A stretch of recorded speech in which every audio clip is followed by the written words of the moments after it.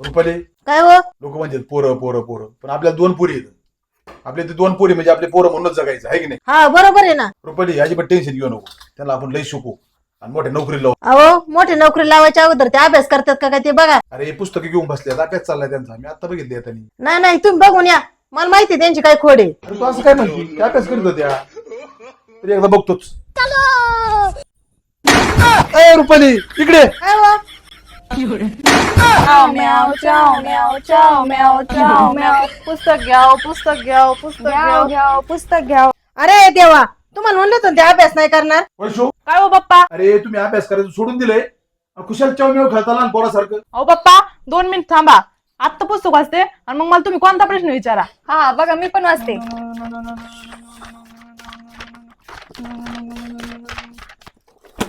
हा विचारा.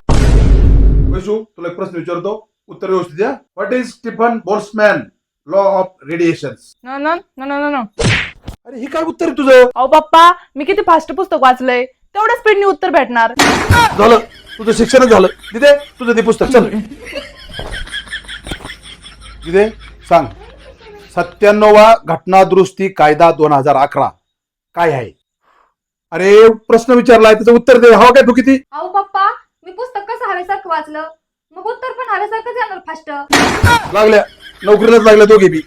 रुपाली